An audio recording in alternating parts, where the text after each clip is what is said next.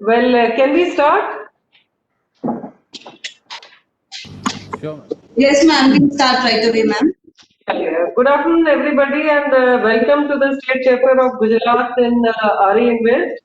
I'm Sunaina Tomar. I'm Additional Chief Secretary in the Energy and Petrochemicals Department. Hope everybody is keeping safe and healthy, and I would like to take you through a small presentation in my address.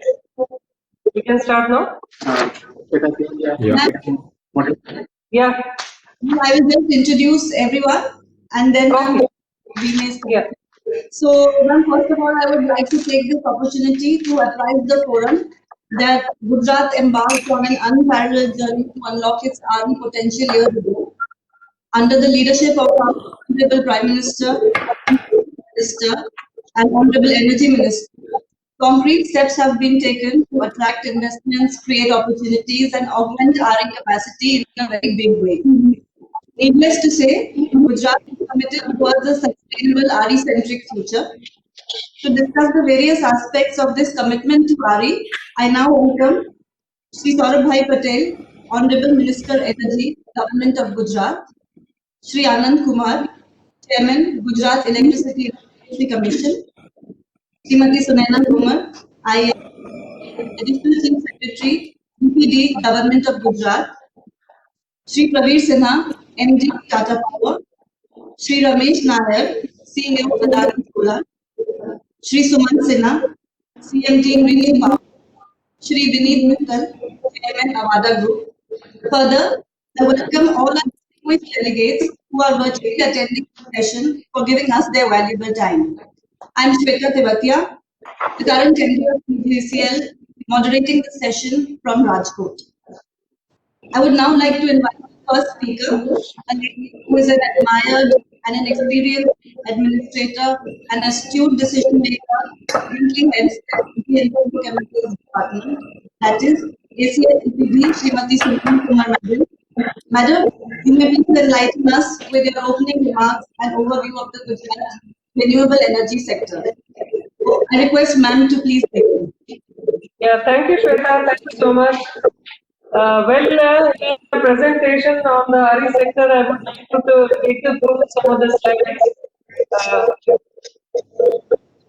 as we all know, in the RE sector, we have an ambitious capacity expansion program of India of 175 gigawatt by 2022, in which Gujarat has been a front runner, and we are a power sufficient state with a vibrant energy sector. We are front runner on climate efficient initiative. We contribute 13% to India's RE basket. India's RE installed capacity is 89 gigawatt, out of which Gujarat contributes 11 gigawatt. We have the highest solar rooftop installation in the nation, that is about 800 megawatts. Gujarat has taken a lot of policy initiatives like Solar Policy 2009, which was the first big step when the solar power cost was very, very high. We gave Solar Power Policy 2015, and we are in the process of now revising our this solar policy, as it was due for just 5 years. We have given wind power policy, small hydel policy, waste to energy policy, wind and solar hybrid policy 2018. We have good land allocation policy for wind, solar, hybrid parks in 2019. We have a policy for development of small-scale distributed solar projects in 2019. And also we have a policy for allocating land for development of solar projects in the vicinity of existing 66 kV GETCO substations. As you all know, Gujarat is a very investor-friendly state, and we have a very investor-friendly environment in our GUVNL and the DISCOMs, and that means by timely payments, concessional benefits, evacuation infrastructure, favorable policies. We have a high RE potential, zero curtailment, and also transparent e-bidding. We have a robust policy framework in the form of we are a business family environment. We have given benefits and incentives for the entire project life of 25 years. We are encouraging MSMEs by the way of relaxation for solar installation without any capacity limit. We are empowering consumers by allowing captive consumption, third-party sale, etc., and concessional benefits and exemptions thereunder. 50% of cross subsidy surcharge and additional surcharge in the case of third-party sale. 50% of wheeling charges and losses, exemption from electricity duty, and purchase of surplus power by state discoms at the lucrative tariffs. And as I told you initially, we are in the process of revising our 2015 solar power policy. If we look at the Gujarat energy mix, we are giving 11,264 of renewable energy, which holds quite a substantial, like 37% of our total present installed capacity. In the Gujarat RE basket, wind contributes 7,845 megawatts. Solar, inclusive of rooftop, contribute 3,273 megawatts. Biomass and waste to energy is 81.5 megawatts, and small hydel contributes 62.4, totaling to 11,264 megawatts. In our RE capacity addition plans, we plan to add renewable energy capacity through several different routes. Out of which first is competitive bidding for procurement of power from wind and solar projects, solar rooftop, small scale distributed solar, distributed of the development of solar projects in the proximity of existing GETCO substations, various government of Gujarat schemes like Kisan Suryoday Yojana, etc., and Sky, which we did as a pilot project, solarization of Modhera Sun Temple, and solarization of Dwarka and Gandhinagar city.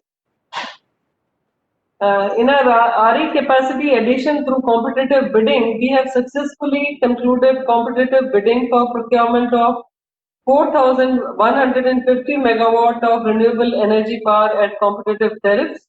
In wind, we have tied up 700 megawatts with tariff as low as 2.43 rupees per unit. In solar, 3,450 megawatts have been tied up with tariff as low as 2.44 paisa per unit. In wind, on onshore, we have commissioned 482 megawatts, and about 190 megawatt is scheduled to be commissioned in 2021. 500 megawatt tender to be floated in due course. In offshore wind, we have given in principle approval of government of Gujarat to procure power from first of its kind 1,000 megawatt offshore wind project, and bidding shall be conducted by the SECI. In RE capacity addition through competitive bidding, we have a lot of non-parks as well as ultra mega parks. In non-park, 18,850 megawatt has been tied up, and out of which 565 megawatt is commissioned, and 500 megawatt tender is open for participation. In the mega parks, Charanka Park was the first of its kind, and it was state-of-art multi-developer and multi-beneficiary solar park, which was developed in 2010. 850 megawatt is operational in Charanka. In Dholera, it has to be developed. Total capacity would be 5,000 megawatts, out of which 1,000 megawatt capacity has been tied up by GUVNL, and rest of the 4,000 megawatt tendering shall be done by SECI. In Rajnesara Park, 600 megawatt capacity has been tied up. Harshad Park, we are in the process of developing this park with 500 megawatt capacity. We are also adding solar capacity through other Government of Gujarat schemes. Like we have a scheme of Government of Gujarat's policy for land allotment on lease at a token rate of ₹1 for development of projects in the proximity of existing substations with spare capacity. This ensures optimal utilization of existing transmission infrastructure with a planned capacity of 2,500 megawatts, and the Government of Gujarat gives 50% of the project cost in this. In our policy for small scale distributed solar projects, which is from 0.5 megawatt to 4 megawatts, we have a policy to encourage renewable energy generation at 11 kV level for small investors. It is for development of projects in a distributed manner, and we have a planned capacity of 2000 megawatts in this. Tariff shall be based on competitive bidding plus rupees 20 means plus 20 paisa per unit. Then we have GOG's rooftop policy to boost promotion of solar rooftops, to rationalize the subsidy scheme and to increase the capacity. We are targeting 2000 megawatt covering about 8 lakh residential rooftop consumers in this. Other government schemes, we have done a pilot project in GOG's Surya Shakti Kisan Yojana, that is SKY. It was a policy for empowering farmers by making them self-reliant for energy requirement and providing scope of additional revenue through supply of surplus power to the grid. We did a power project with 89 feeders, setting up a total of 94 megawatts capacity, covering around 4,000 farmers in this.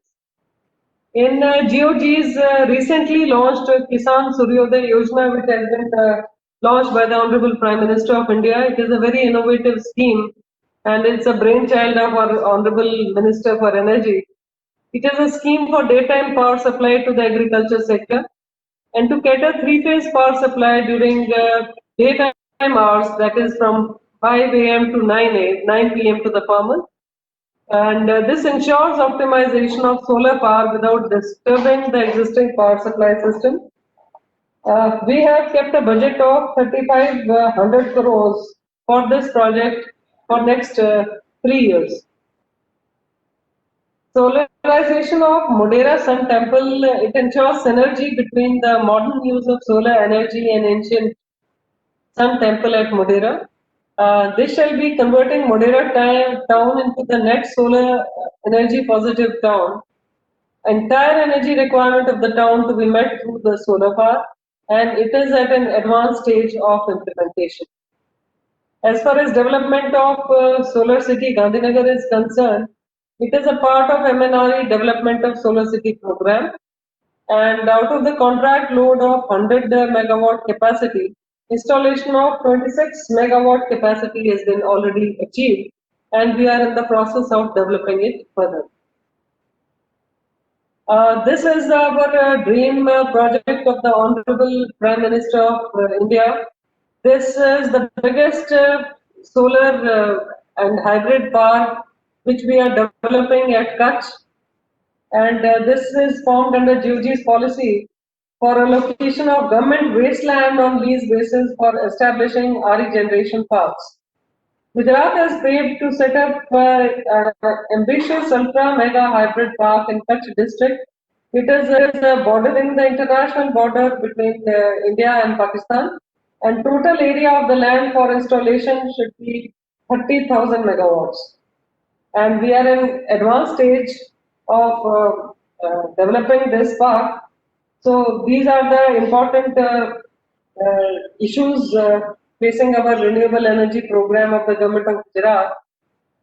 Gujarat's RE capacity addition plan, as I told you initially, now we stand at 11,264 megawatts, and we plan to expand to 15,700 megawatts by the year 2022, and to be further taken to 65,542 megawatts by the year 2020.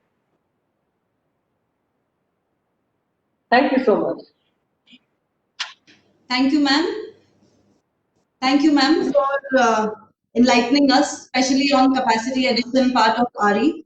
For those of us who missed last evening's inaugural, in which the Honorable Prime Minister of India also categorically stated that the green energy capacity addition is key for any kind of development in the RE scheme of things.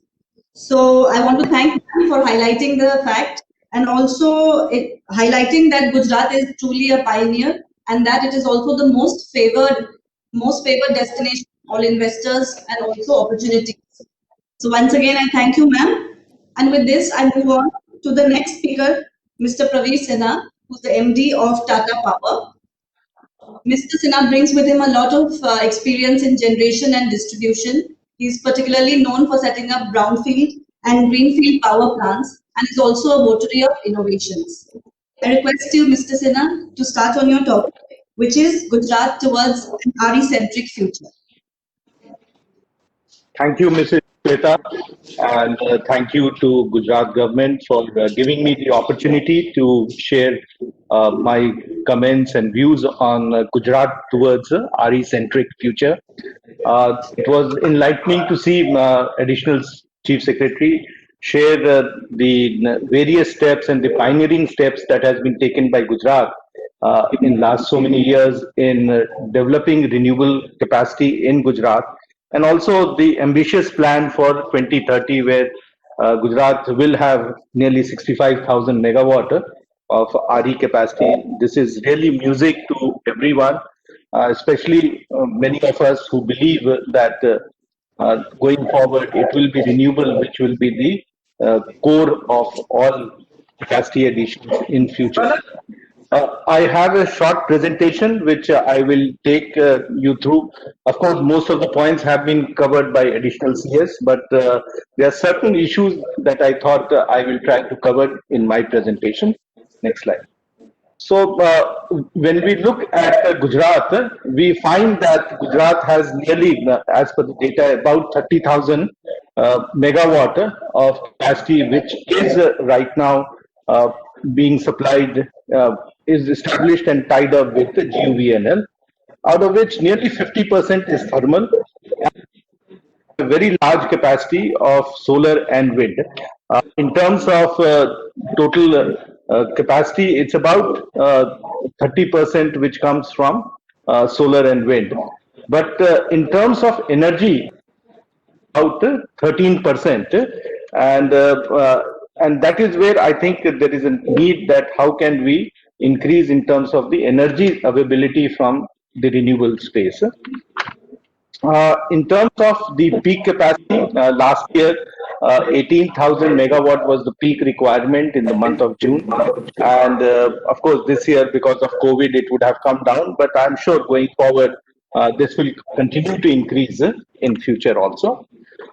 In terms of the energy consumption, there is a very healthy growth of nearly 5% on a CAGR basis in last 6 years. And I think that shows the type of industrialization and development and growth that is happening in Gujarat.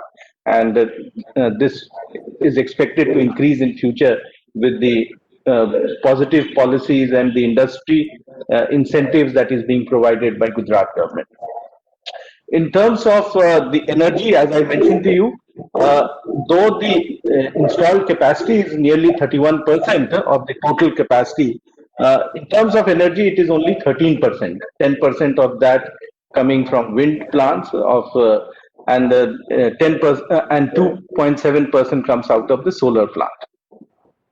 In terms of the RPO obligations, Gujarat last year had an obligation of 14.3, against which last year it had 13% contribution coming from renewable. So there is a little bit of gap between the what is the RPO obligation and what was actually utilized. And this, of course, keeps on increasing on a yearly basis. Of course, what is important is that the solar contribution, which is 6.75, in actual it is much less, it is 2.7%. And I think that's where the opportunity is there in Gujarat to add some more solar capacity. Next slide. So what is important is what is the potential of Gujarat. Now, in terms of the capacity today for solar, it's about 2.5 gigawatt which is installed.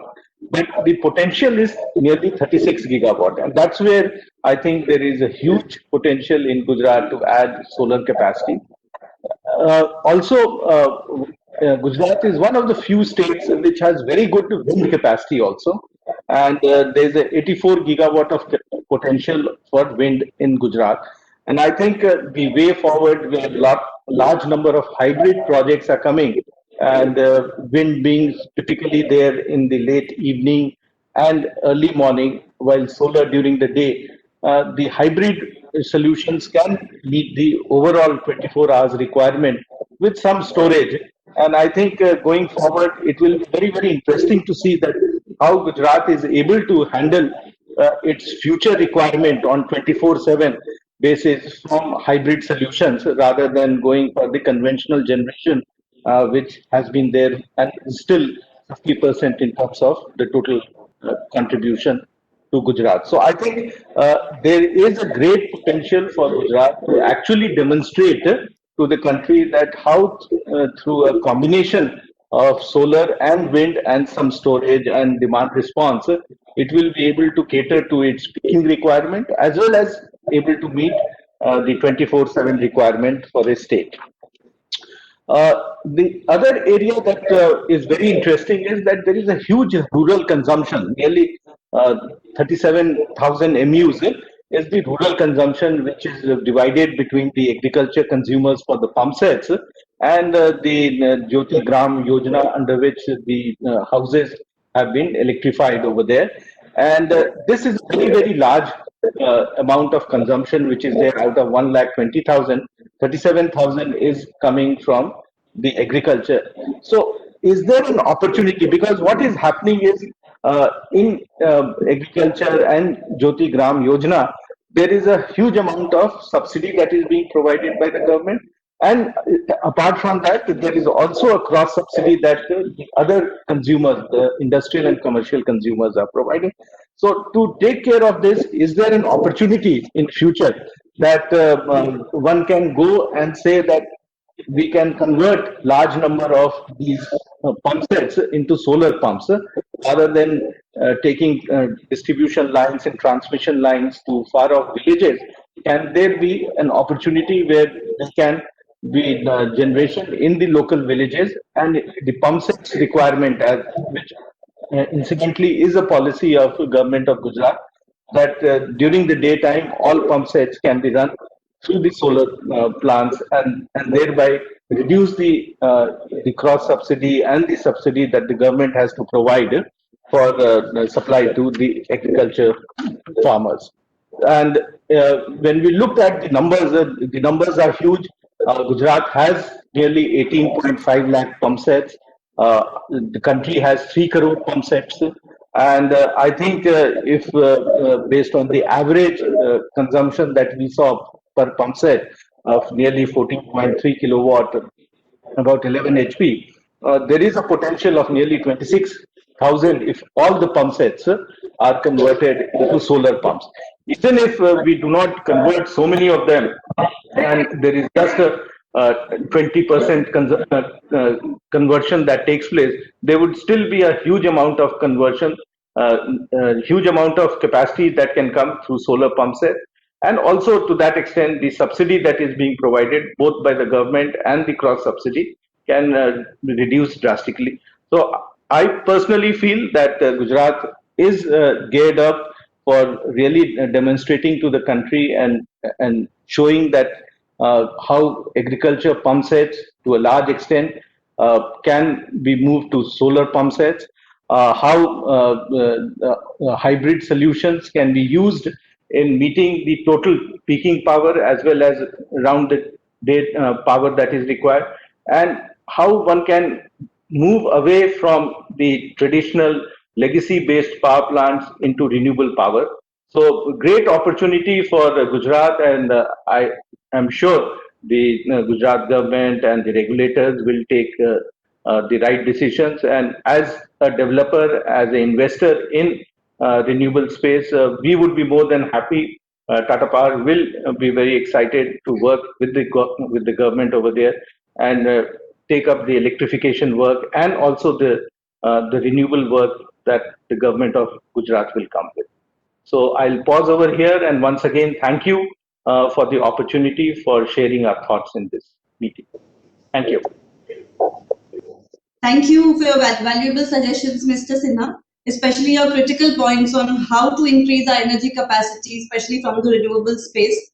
And the good news is that Gujarat has already started on that journey, and hopefully we'll be very self-sufficient and be very contented also and achieve all our goals on this front.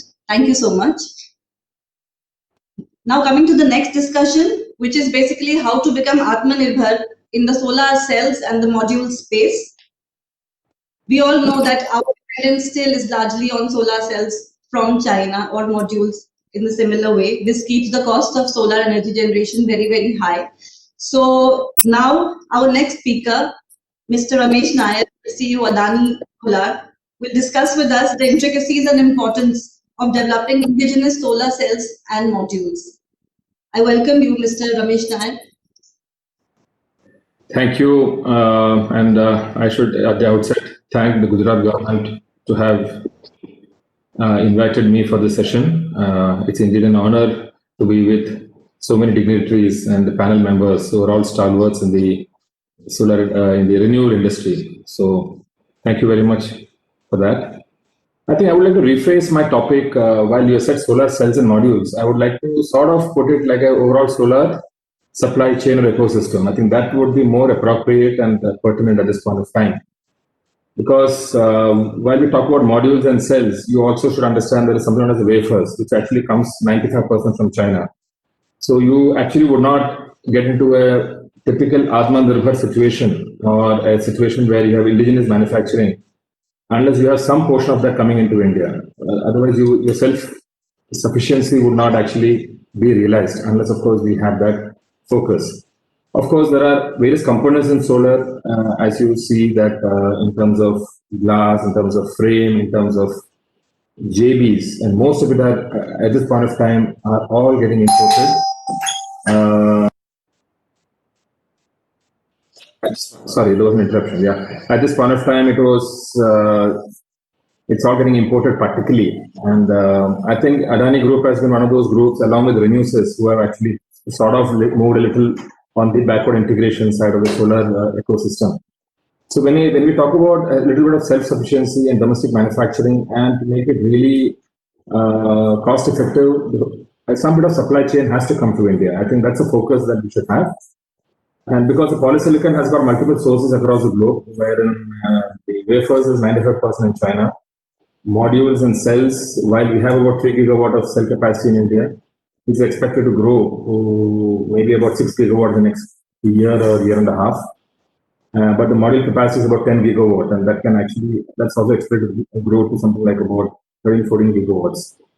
While a major portion of manufacturing is in Gujarat, so always, as usual, Gujarat is a state which is a preferred location for most companies. A whole lot of manufacturing of, including Adani, out of our EMC, Mundra, and if you see Wari, if you see Goldie, and then a few more coming up in Gujarat, module manufacturing, not much of cell actually happening. So why cell is not coming, fundamentally you should understand why people don't get into cell and wafers. Because the fundamental problem in these are you are exposed to the price curve. The biggest risk that comes in a business that has cells is the exposure to the vagaries of price. It's a raw material pricing, and while in module you don't have that problem because you just buy the cell converted, you have a fixed margin which can be realized at all times. And the capex is very, very slim in module, while in cell it is a very high capex. So when you look at the ROC, when you look at those kind of things, and the kind of dumping that happens in China, we need to focus it on from all sides. While the government currently is seized of this problem, they are looking at BCD, and while we have been advocating that BCD should not be only for cells and modules, it will be for the overall ecosystem in a telescopic way, wherein the value add is sort of factored into the structuring of the BCD. And that would actually grow a huge manufacturing setup in the country. When we look at about 450 gigawatt of renewable, it's a huge manufacturing setup that we are actually looking at in this country. It can generate lakhs and lakhs of jobs for a very long, sustainable period of time. Oh, the other thing, obviously, the other risk, which again people don't come into cells and they don't come into, which you would face as a country, you would face a similar problem when you come to batteries too. Wherein battery assembly is the easiest part of the story, but when it comes to battery cell manufacturing, again, there is a huge pushback. People do not understand which technology should be absorbed and which should be brought into, and how long will it sustain, because this market is currently continuously moving. So the governments have to understand that this is an area which has to be addressed by certain technology upgradation funds or an interest subvention scheme. Because fundamentally, these businesses, I would say, whatever capex you put, you should get back the money in 2 years.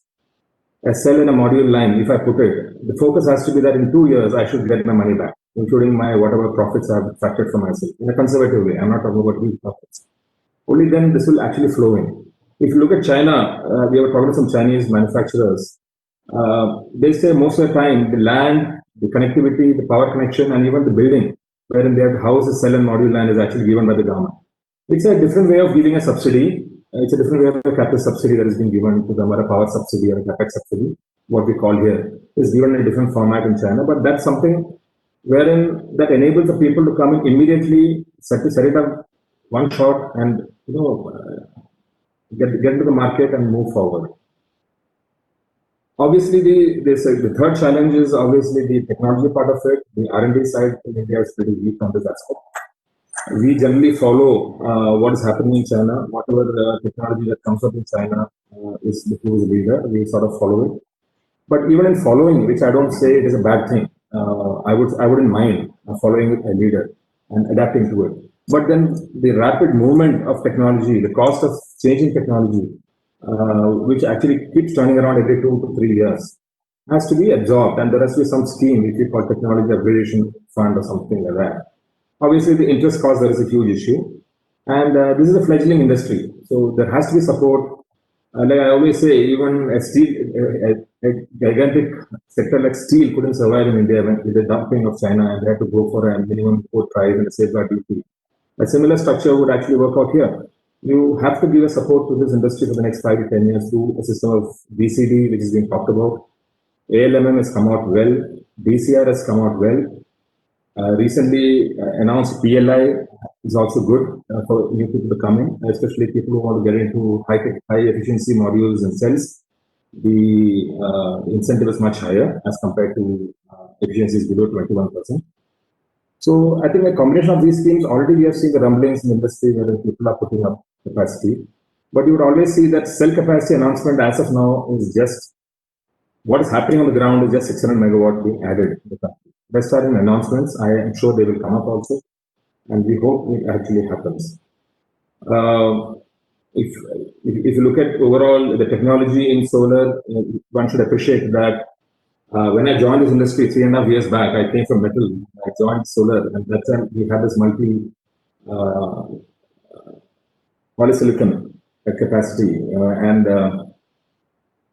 mono-PERC was just being talked about. And I remember that time Adani went to that extent of putting 2 lines of mono-PERC, which was not done by anybody in the country.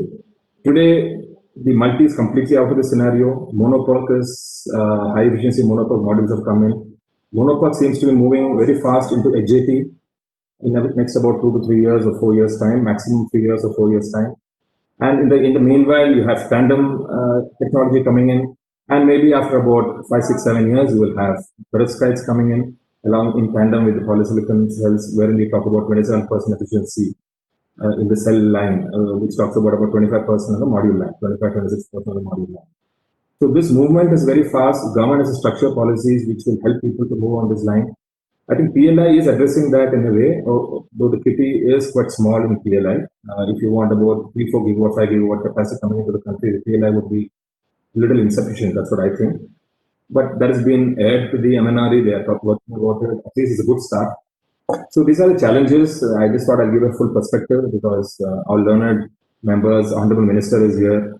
So when you understand the overall challenges, they can structure a certain scheme by which the cell line. Well, if you have a proper BCD scheme, a proper protection to the market, you would see more of, for about 10 years, I would say, you would see a whole lot of capacity actually flowing into the country pretty fast. So that's all. Otherwise, the capability, capacity of the country, like in Adani, we make modules as good as what you see in the US or anyone. In the first year of inception, we have exported modules to US, and it was installed in Facebook.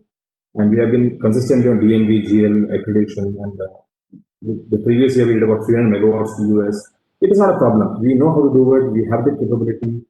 The human talent is there. People are available. The issue is there a consistency of policy, and wherein people know that at least their base investment will be protected and the technology movements will be taken care of by certain schemes. And the huge interest difference cost between India and China, which is a huge play, also needs to be addressed so that people, because new entrepreneurs wouldn't get a reasonably good interest cost because of the rating. And they obviously have to be taken care of on that side. So with that, I sum up my words. I thought I sort of answered the questions or the doubts in the mind of the people in the forum and the participants. Thank you. Thank you, Mr. Nair, for your critical inputs. And we agree with you that there is really no option for us but to become self-sufficient in solar modules, in solar cells, and not only in that, in all sorts of RE-related equipments and raw materials. So thank you for your inputs. Now we'll move on to the next speaker. Over now to Shri Sumant Sinha, who's the chairman and MD of Renew Power, one of India's largest clean energy companies. He will be talking about Gujarat, which is pioneering India's RE transition. Just one word that even yesterday in last evening's inaugural, our Honorable Prime Minister himself outlined that the transition to green energy can only be achieved if we improve the access to green energy. So with these thoughts, I request Mr. Sinha to please enlighten us further on how we may transition to green energy.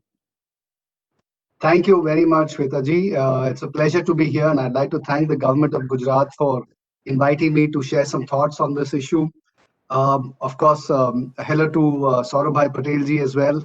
It's always a pleasure to meet him and to see him. So, we've had a very healthy discussion already so far. And I think the additional Chief Secretary already outlined a lot of what Gujarat has done so far and what the plans are for the future. And as expected, the plans are very significant. So it's very hard for me to really add very much to the conversations that have already happened. And so I'll take a slightly different point of view, and I'll talk a little bit about our own experience as a company in Gujarat to give a view or a sense to some of the other people who might be listening in as to what it has been to operate in Gujarat over the last 10 years. And then I'll talk a little bit about potentially the future set of opportunities that are possible, particularly in Gujarat. So, our company started our very first project, was commissioned in Gujarat in March 2012. It was a small 25 megawatt project that we commissioned, a wind project in Jasdan near Rajkot. And that was inaugurated by the then Honorable Chief Minister, and that really got us started. So in that sense, we had a very good start to our business. And from that point on, over the last 10 years, we now have close to about 1,350 megawatts in Gujarat, out of which about 700 megawatts are commissioned. And there's another 650 megawatts that we're executing right now. Out of that, 900 megawatts is wind, and about 450 megawatts is solar. And of that 1,350 megawatts that we currently either have already commissioned or are setting up in Gujarat, almost 950 megawatts of that are projects where the off-taker or a PPA is signed with GUVNL. So we are in fact probably one of the biggest renewable energy suppliers to GUVNL, given the total installed capacity of about 10 gigawatts in Gujarat.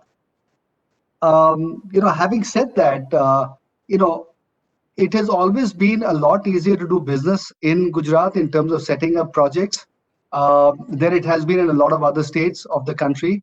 I think in most cases, land allocation approvals, evacuation approvals, the ease of working with the state government, being able to have flexible conversations, because as you know, in our business, project execution is never straightforward. There are always issues and problems that arise, very often related to land acquisition issues or executing projects on the ground. And so it's always been very important for us to have the ability of talking to the Ministry of Energy, to talk to the local administration officials. And I must say, in all of that, our experience has been very positive. The government has always been very flexible and has been very mindful of genuine issues that developers like us have faced on executing projects. And in that sense, therefore, we've had a very positive experience on constructing all these megawatts that we have put up in the state. Now, in terms of the specific opportunities for us, I have a very, very simple view. And that simple view is that, as we've discussed in the past, and as Honorable Prime Minister also stated yesterday, our target is to do 450,000 megawatts of renewable energy capacity by 2030.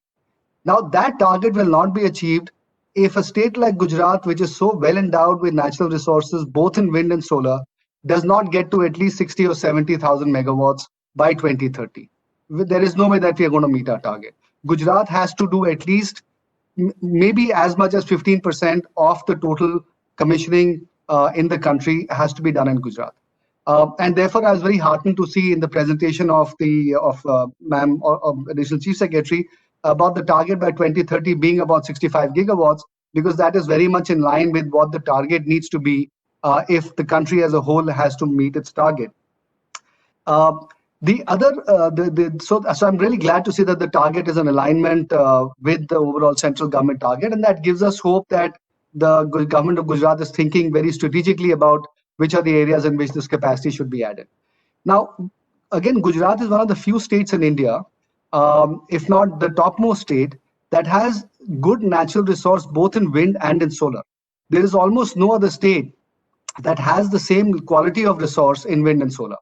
And therefore, there is this unique opportunity in Gujarat to really do bundled projects between both wind and solar put together, and really expand the envelope of the hybrid projects that are sought to be done. And that's something that I would really urge you to consider. I know that in the targets that were put up, there was only an additional 2 gigawatt in wind to be put up between now and 2030. At least, I saw the numbers very quickly, so I may be mistaken, of course. But it seemed to me that the focus on wind was becoming a little bit less. The focus on solar, of course, through all the different schemes was very well articulated.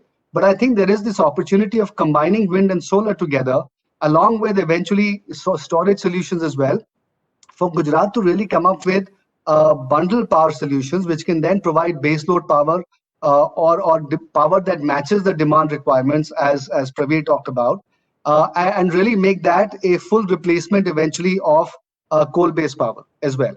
And while today we're thinking about incremental demand, it is very clear to me that you can also replace the existing legacy assets that you have. And as I said, there is this opportunity of combining all of these things together. The other thing is, because Gujarat has such a good network of substations, both intrastate as well as interstate substations, you have the ability of evacuating power. And therefore, and I can see Saurabh is smiling maybe at my comments, but there is the opportunity certainly for Gujarat itself to buy the power and potentially export that. We would be delighted to sell power more to Gujarat government than to other states of India, simply because of the much better credit quality profile of the Gujarat government and GUVNL in general. And in the financings that we do, SECI offtake or GUVNL offtake is equal to SECI offtake from a credit standpoint.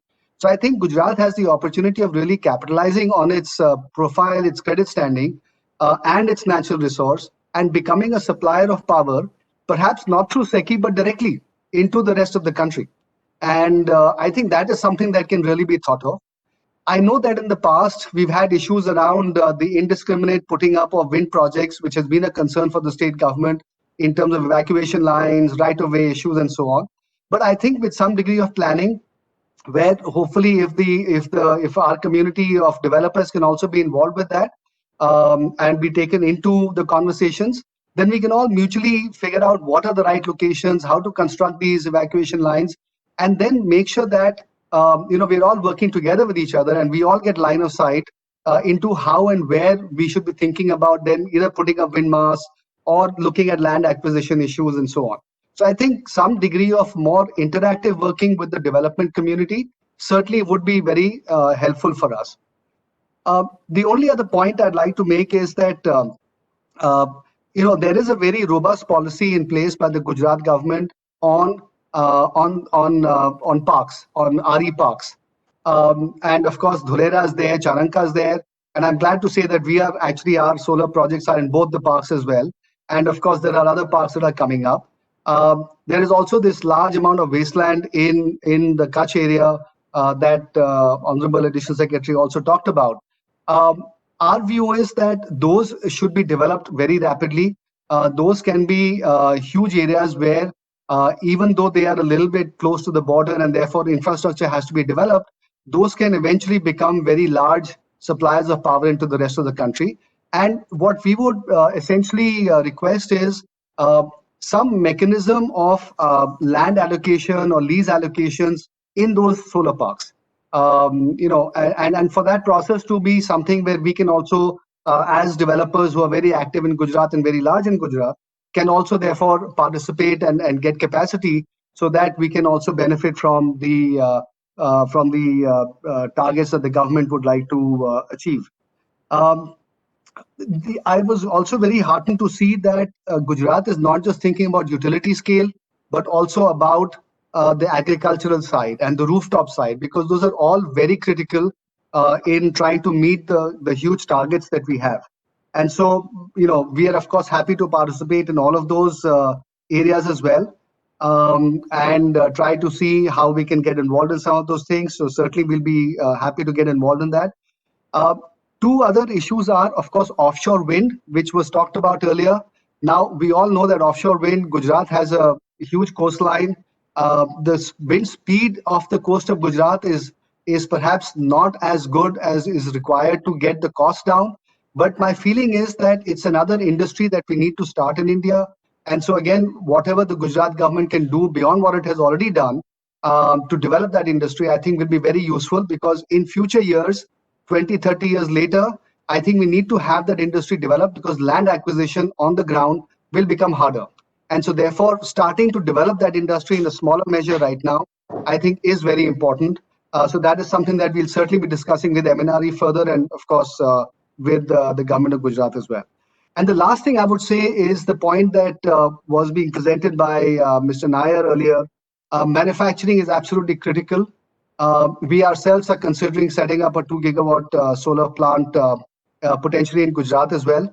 I think the whole development of the component industry, which can happen in Gujarat once a few manufacturing companies get set up there, I think that will again give another fillip to the renewable energy story in Gujarat. And I think if you can attract a few, in addition to the Tata Group, storage manufacturing companies, then that will complete the whole ecosystem of manufacturing between batteries as well as solar, and will really complete the whole renewable energy storyline of Gujarat, from manufacturing to development to agriculture to rooftop. And that is something that would be very, very exciting to be part of. And we'd love to be part with the Gujarat government in that journey. Thank you so much for giving me this opportunity, and I'll hand it back to you. Thank you. Thank you, Mr. Sinha, for highlighting the efforts of the Gujarat government, especially in creating an enabling environment for our investors. It's really important for us to know, as feedback from you, that we are moving in the right direction. Also, thank you for highlighting the challenges which are faced by our investors, so that we may now take a cue from you and try and fill those gaps. So thank you once again. This also brings us to the next topic, which is basically policy initiatives and government support in attracting more investments in RE sector. For this, I will now request Shri Vineet Mittal, Chairman Avada Group, to give us his views and experience about Gujarat's conclusive policy framework regarding the RE sector. Thank you, Swetaji. At the outset, I feel honored and privileged to have been invited by Government of Gujarat as a speaker at the current event. India is, as most of my previous speaker also noted, is going through massive energy transition, as India is taking strides toward renewable powered economy. This is evident from the fact that India's installed capacity of renewable stands today at around 90 gigawatt, which is almost 20% of India's total power generating capacity.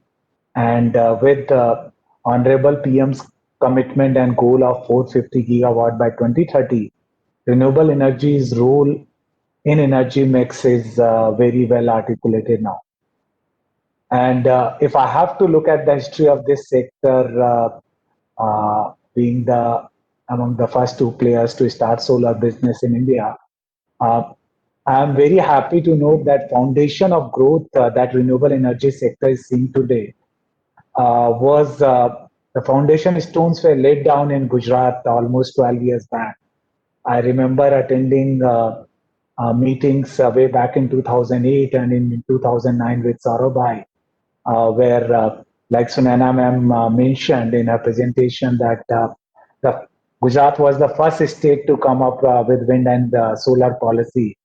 And I and Adani Group were the two players to sign the 40 megawatt PPA way back in 2009. So actually, if you look back, Gujarat provided the nascent industry with the necessary policy support to grow and flourish, which included in the initial policy, ma'am, all the lands were provided by the government. There was a huge support on transmission, evacuation, exemption on electricity duty. Meeting with the banks, you ask it, both the secretary and minister were available to talk to bankers and everyone. And that was that kind of set the context and tone for the whole country. And if I look at, I was part of IFC and World Bank bankable PPA formulation. Even for that, the basis for the standard bankable power purchase agreement was provided by Gujarat first to global investor as well as to the domestic investors and bankers. And Gujarat was not only just pioneer in adopting solar and wind, but whether it was Charanka Solar Park in 2012 or Canal Top Solar projects, in most of the area, Gujarat kind of led the way for the whole country. And one of the most attractive feature in the initial days was feed-in tariff of 15 rupees. And I still remember my discussion with the Energy Minister, where that time he used to be Finance Minister as well. And he would talk about 400 crore deficit or support from the budget which he needed to make the electricity cost at a saner level for consumer. But sir, because of Gujarat, today we are able to dream or achieve 2 rupees tariff. If Gujarat would have not supported initially, I'm not sure if we would have reached where we have reached it in such a short span of time. So I think it was a grand vision and determination of then Gujarat CM Narendra Modi ji, which resulted in installation of around 850 megawatt of solar PV projects by 2013. And that time it was the highest size anywhere else in India. And what I observed also that once the policy was over, state government came out with the revised policy in 2015, which widened the scope of expansion of solar and included solar rooftop projects, off-grid solution like solar pumps, canal top, etc. So state always kind of kept on innovating and pioneering. And as mentioned by ma'am also, Gujarat displayed its foresightedness again when in 2018 the state announced its first wind solar hybrid power policy in a bid to promote the simultaneous production of wind and solar projects. And as Praveer and Sumant were also mentioning, state is blessed with abundance of both solar and wind, which is in some sense rare. And it seems if God designed Gujarat to remain sustainable and kind of become the torchbearer for sustainability story of India.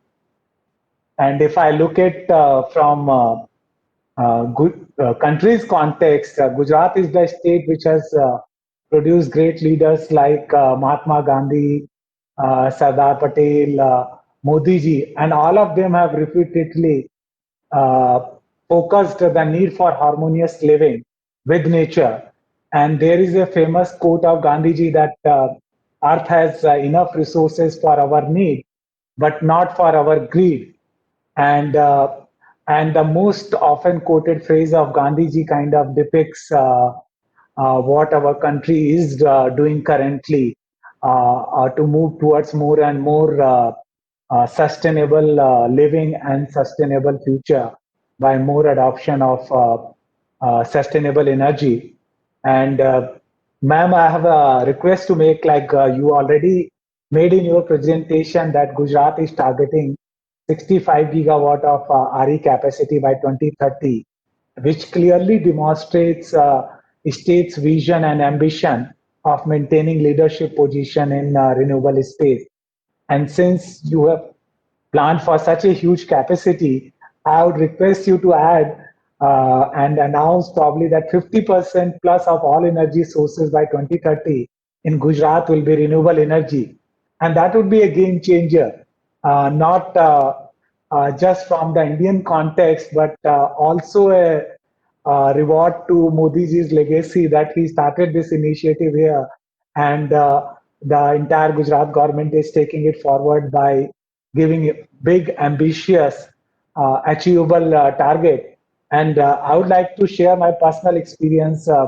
We were among the first player to set up 15 megawatt solar plant in Kutch. And we were extremely fortunate to have extremely conducive policy environment and almost like those days, Saurabh used to even review us and push us that why you are not delivering the projects on time and why there is a delay, because those days, even to get the solar panel, we had to go to the US and we were kept on queue for 6 months before they sold us the solar panel. So we feel great that now in India also we have manufacturing capacity. And I vividly remember that when we were facing a lot of ROW and transmission issue, Honorable CM himself intervened and got the issue resolved, and we could commission the project before Diwali in 2011. So if you look at probably Gujarat has the most strongest track record and policy framework. And if I have to suggest how you could become like the darling of the world in attracting investment into this sector, is to capture some of the opportunities into the manufacturing space ecosystem. Both the speaker have highlighted the need to manufacture the entire cells, modules, wafer domestically. And also to achieve that, I think what we need and the way to look at is, and probably Saurabh would get it better, is that industry is not so big in Gujarat or India for that matter.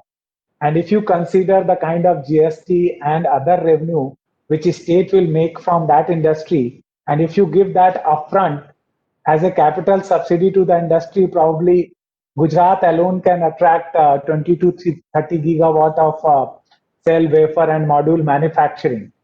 The key is to create the enabling environment with additional support in terms of the capital subsidy and lands at a very nominal rate, so it can attract huge investment. And India, in true sense, can become self-reliant.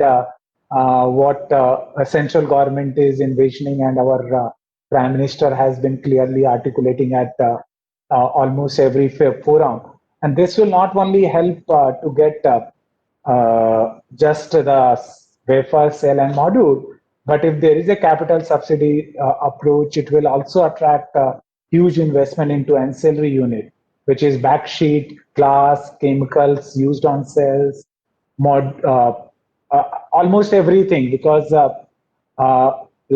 sometime when you don't manufacture, you become at a mercy of your supplier. And in the recent past, we have seen that glass prices have shot up significantly, and sometimes people are able to control the prices of module and cells as well. So that could be a game changer for the country, and Gujarat could lead. And probably similar approach should be looked at for battery storage, because batteries would be a huge requirement, and almost as per the latest forecast, 2400 odd gigawatt hour of batteries would be required for a stable grid operation by 2030.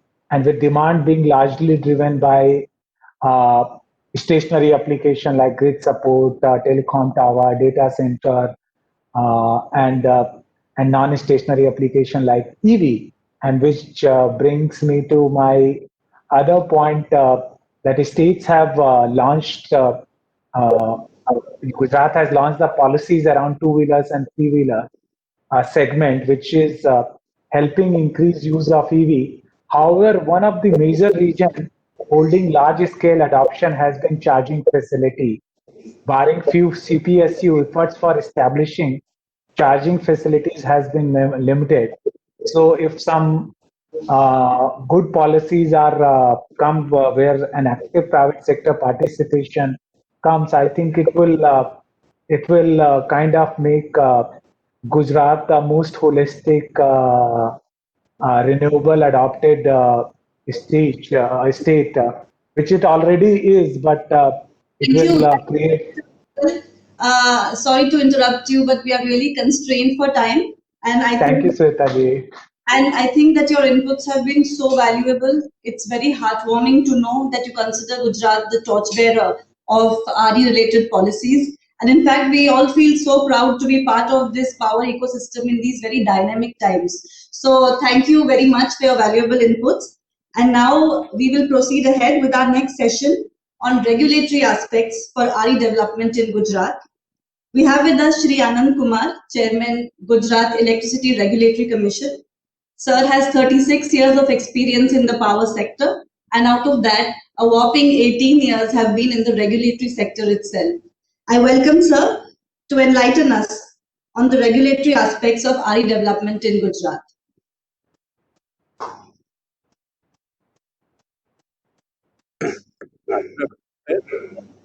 Honorable Minister and my colleagues. First of all, I would like to say a few words on the what the past speakers have spoken about Gujarat.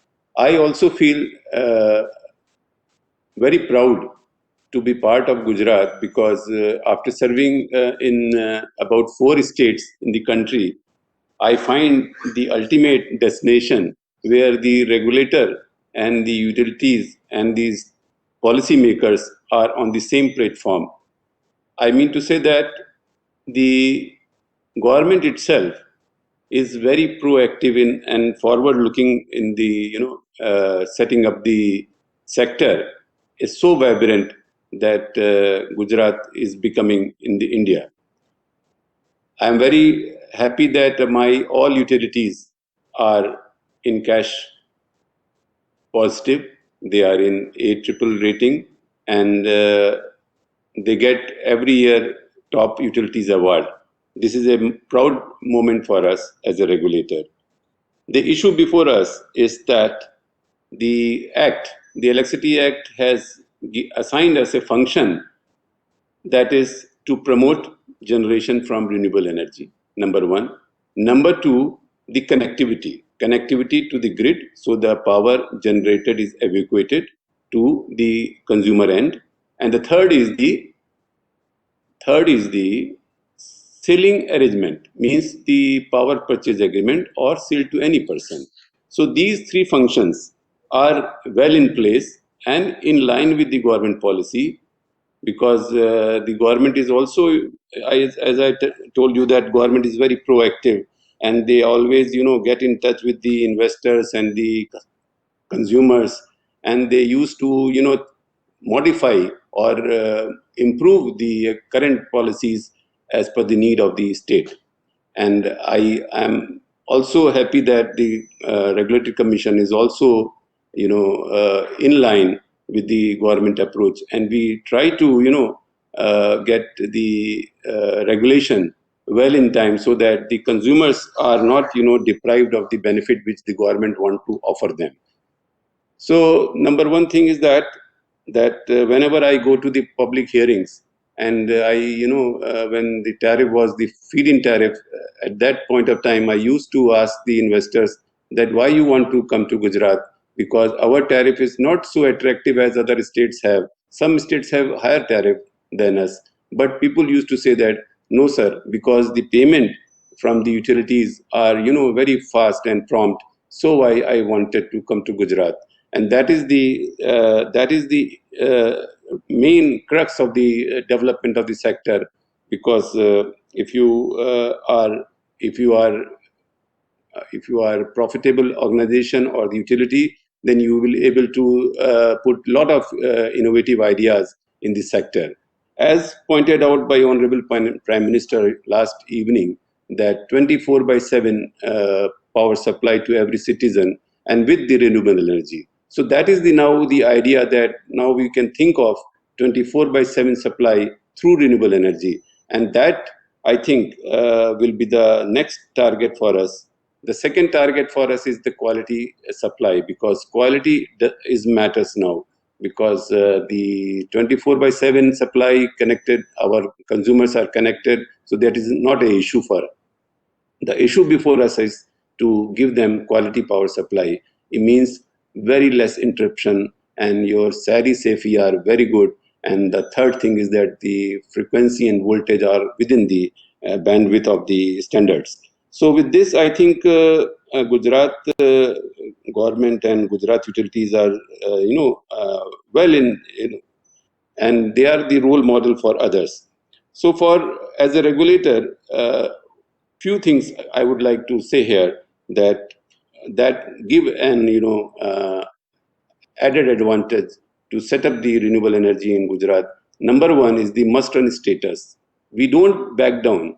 While I have an experience with other states that people used to come that because of some reasons they used to back down their power station from renewable energy. But here in Gujarat, I don't find any back down for a single minute intentionally. Maybe due to some network problem, there may be.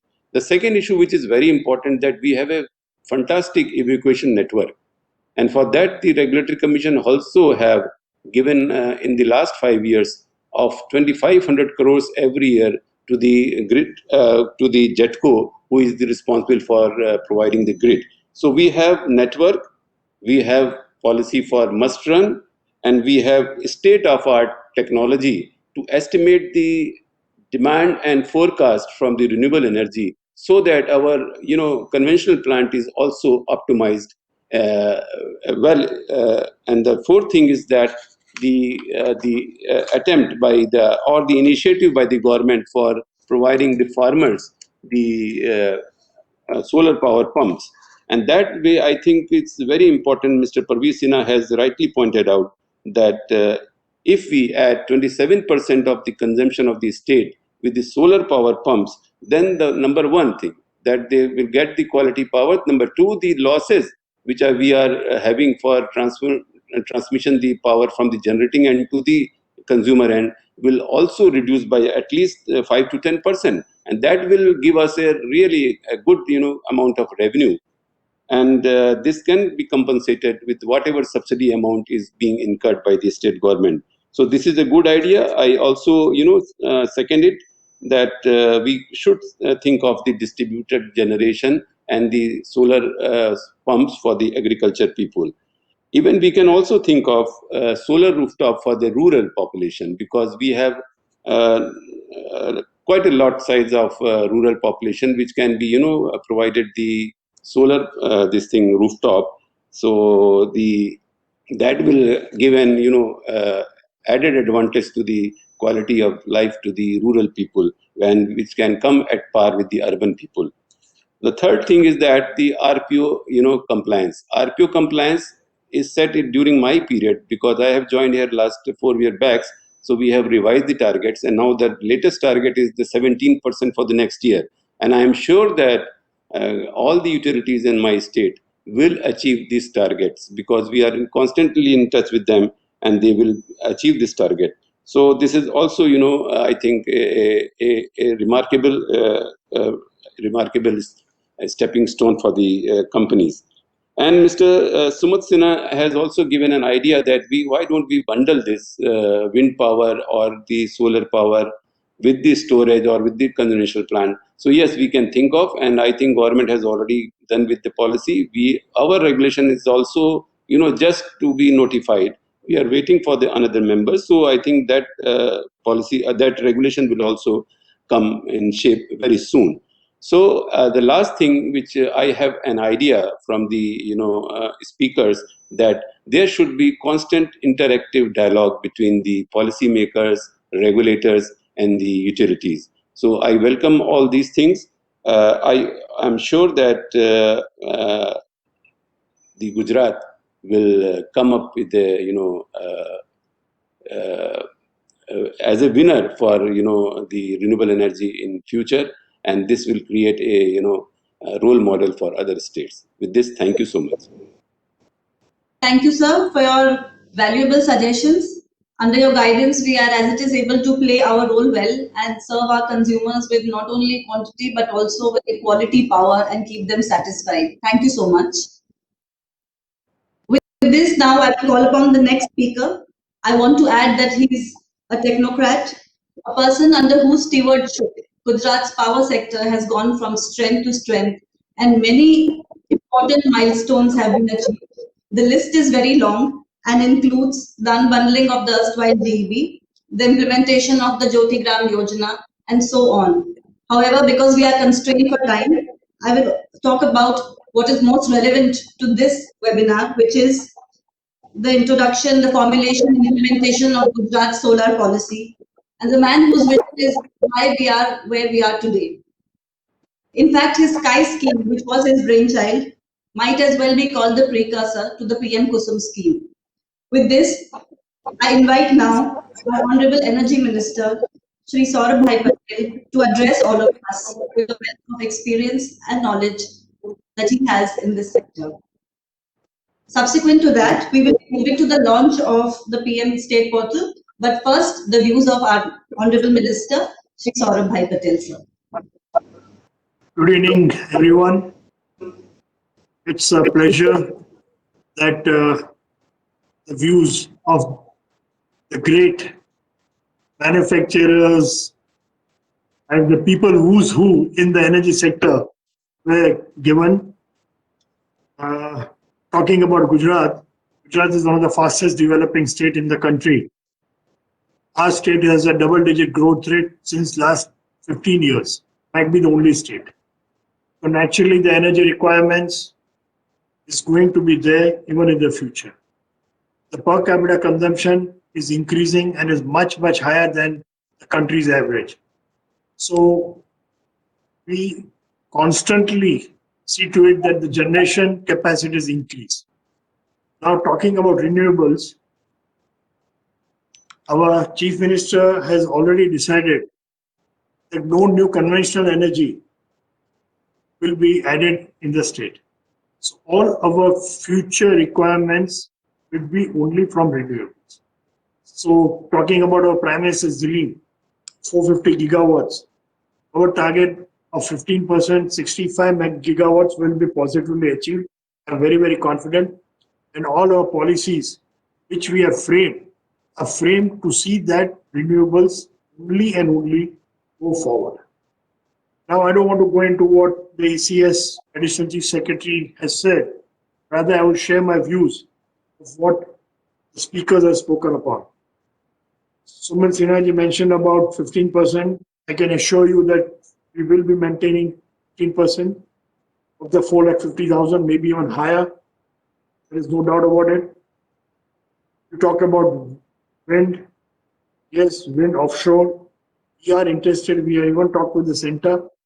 And we have already given a green signal for Pipavav. No doubt the infrastructure cost of that project is much higher. But as usual, Gujarat has also taken a lead and have decided to buy that power at a much higher cost than what renewables are available in the market today. So people of Gujarat will be paying a higher cost, but for the country, because we know that tomorrow this is the future for offshore wind. And if Gujarat has to show the nation the way, like we did during the Chief Minister's regime, Narendra Bhai Modi, when we bought power at rupees 15 a unit. And today, we are still paying that 15 rupees a unit. And a huge cost, but still, I think that decision at the time of our Chief Minister, the reason is that 2 rupees a unit. Today, we are finding a way out. So offshore, we are open for it. We talked about wind capacities. No doubt wind capacities, there is a difference between solar and wind. Solar is much cheaper and wind is comparatively higher. So naturally, government, when it takes a call, they call it, they want to buy cheap power. Now still, if you look at it, Gujarat has got many sites. Out of SECI's 10,000 megawatts built, which were ranging from 243 to 275, 8,000 megawatts SECI developers have chosen Gujarat.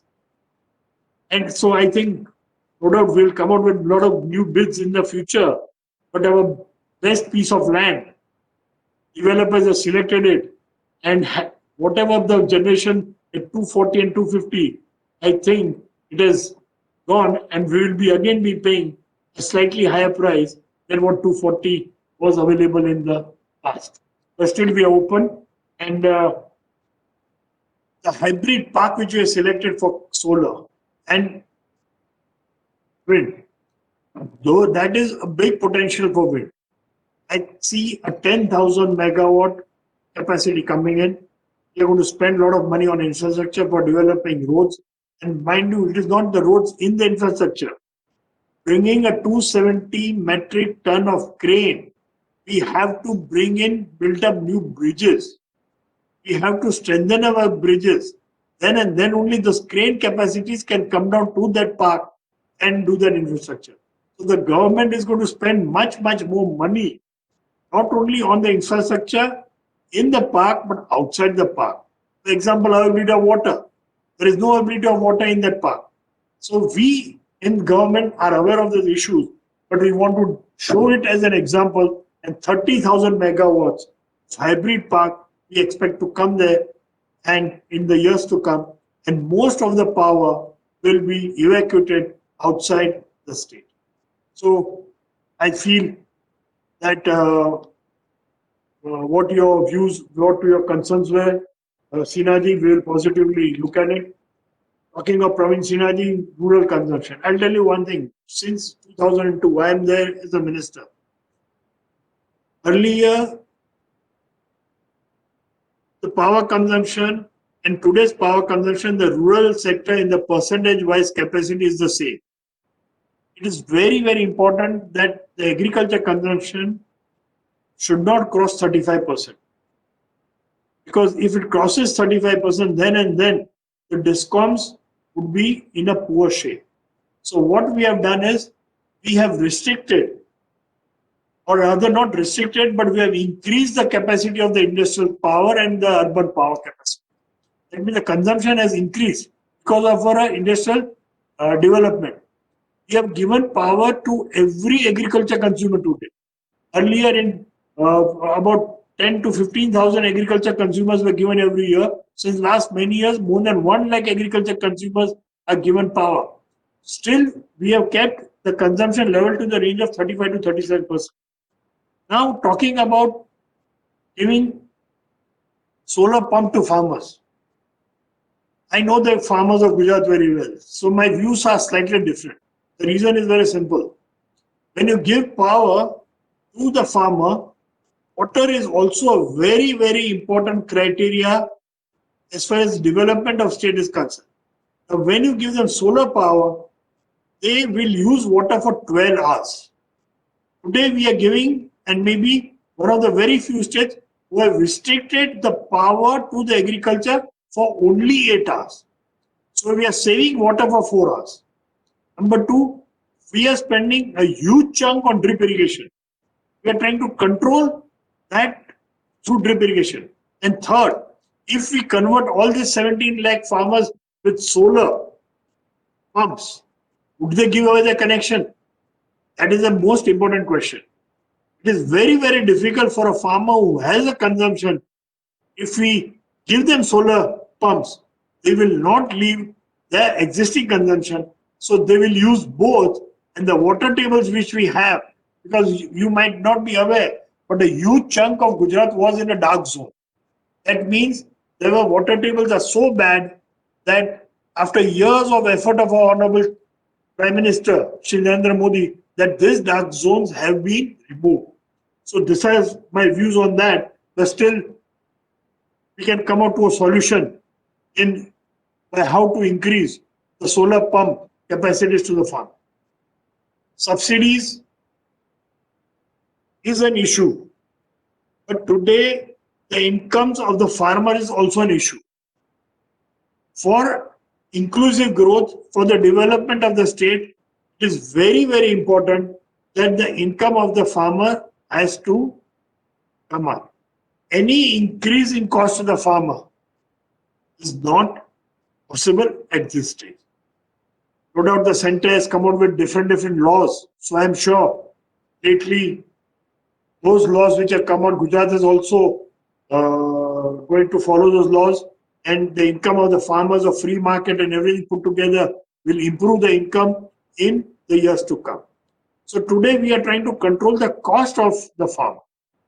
Now when you control the cost, it is not possible to increase the tariff. But what is more important is the government of Gujarat is giving total subsidies which is required or which has been declared by the regulator to the DISCOMs, to GUNL. And because of that, we are maintaining our profitability, our cash flows. I think most of the states, they are in a problem is because the subsidies government are not paying to the DISCOMs. So tomorrow, there might the DISCOMs, the subsidies might be increased, might not increase. But what is important is government will pay the subsidies to the government, and that is the reason why what Anand Kumarji mentioned about all the DISCOMs on AAA status. Since years, till 10 years, or maybe from the day the center started giving the awards, we are getting all the 4 awards to all our 4 DISCOMs because of our discipline in the whole system. And this discipline has been maintained by the government, and that is the reason why people want to invest in the state of Gujarat, because they get the payments on time. So that is why one issue what I thought I should flag off. What issue what Srinaji mentioned, the solar capacities are increasing and wind capacities are not increasing to that extent. I mean, wind is higher and solar is lower. This was because the wind had a head start. Solar came in late. Now, mark my words, in the span of next couple of years, solar will cross the wind.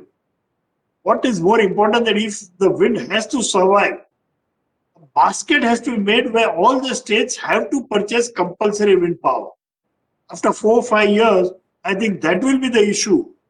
That because of the difference in tariff between solar and wind, the state governments will not float a tender for wind, but they'll float a tender only for wind. So if the wind has to survive after 3-5 years, the basket has to be a mixed basket where wind, solar, and in solar also I would say there are 2 baskets, domestic manufacturing and imported.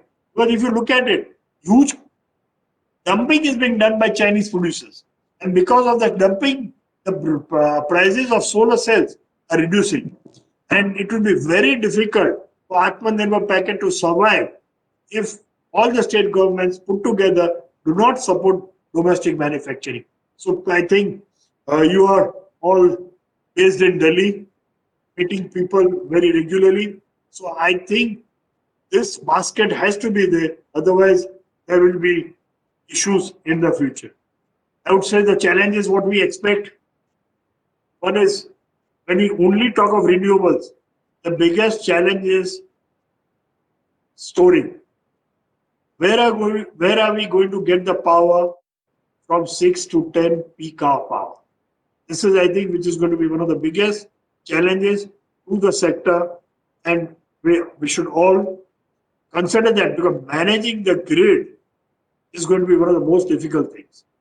And once everything becomes renewable and no new thermal plants are coming in, then at that time, managing the grid will be more difficult.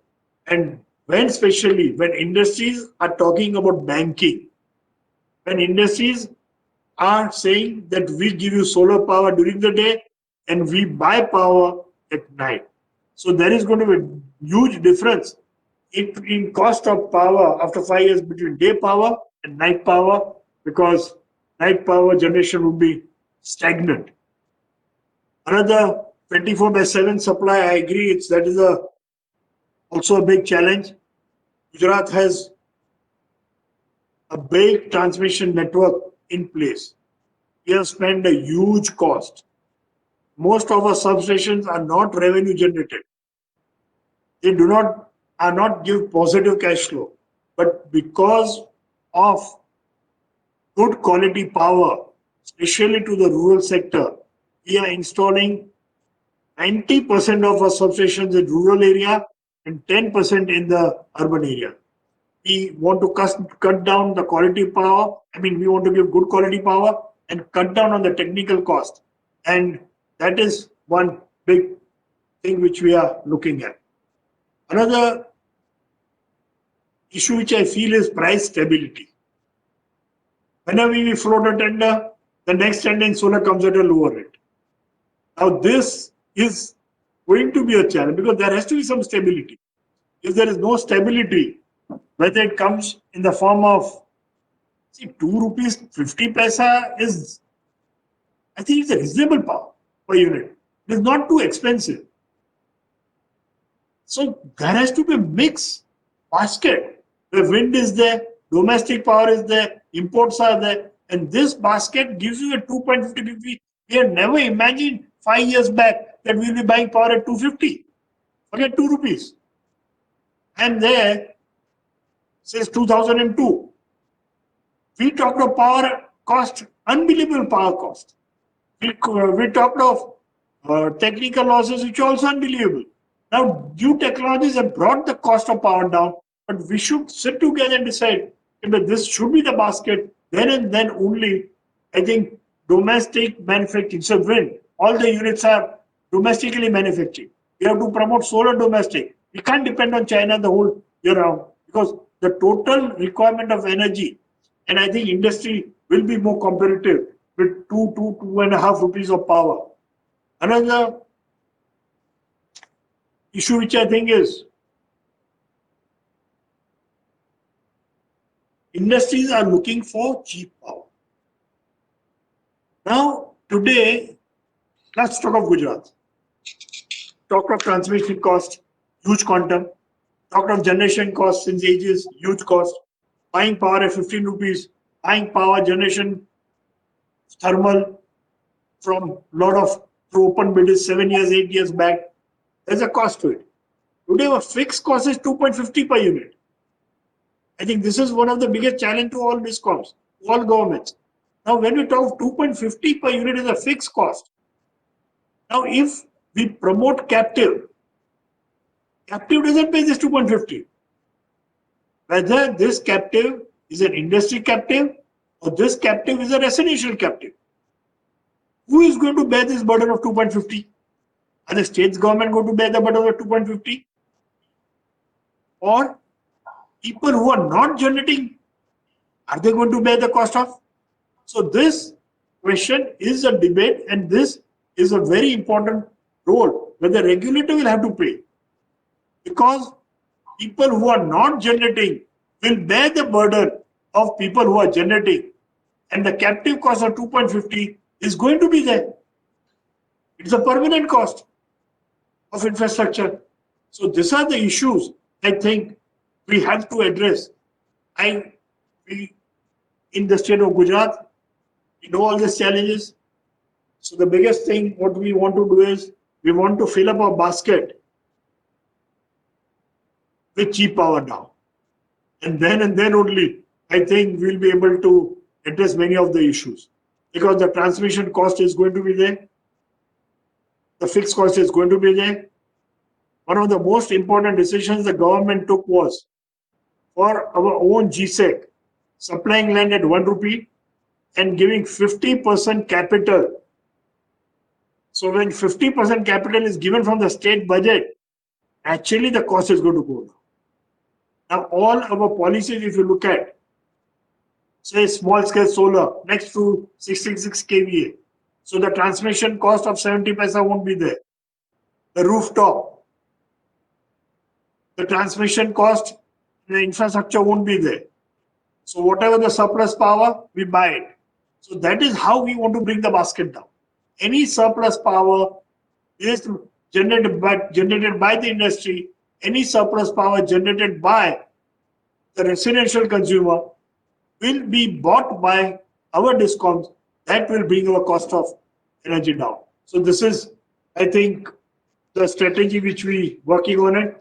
But there are a lot of challenges in the energy sector, and we want to fulfill the dreams of our honorable Prime Minister to make India the leader in renewables, because we are committed to the world as far as climate change is concerned. We are committed to the next generation, and hence all of us jointly have to address this segment of renewables to see that everyone is on a win-win position. I hope I have addressed most of the issues. So thank you.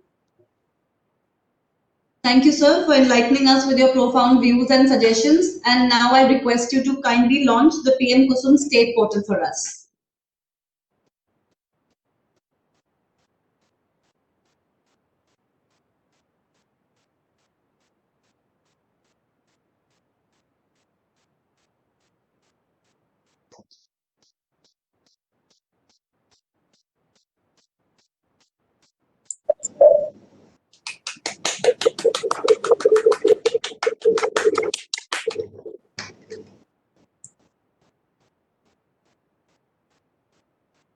Thank you, sir.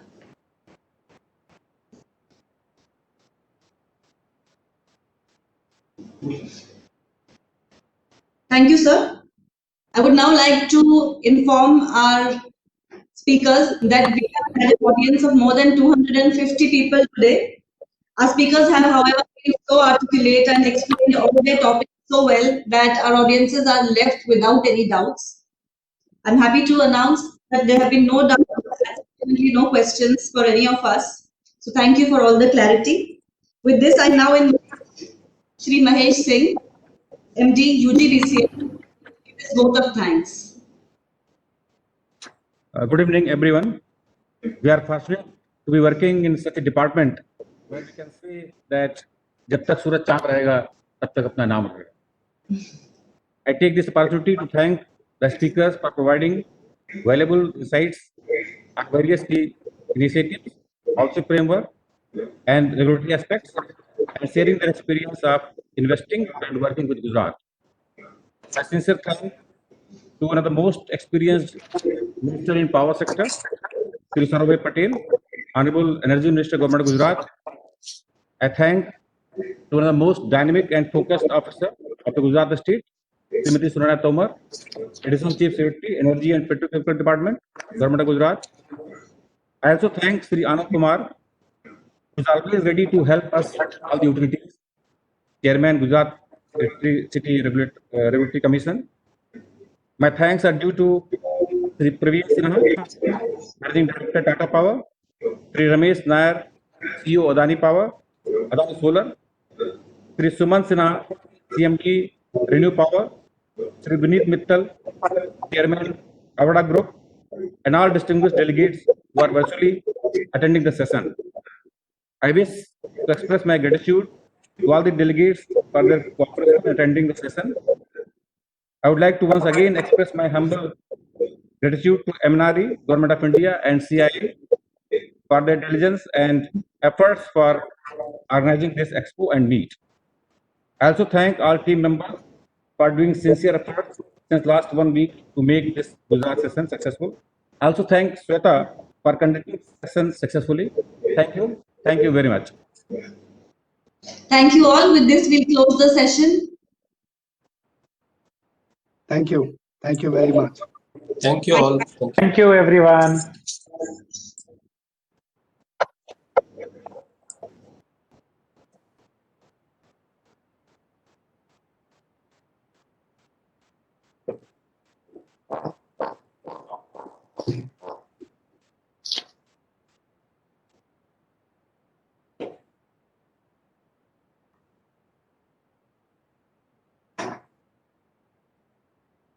Hello.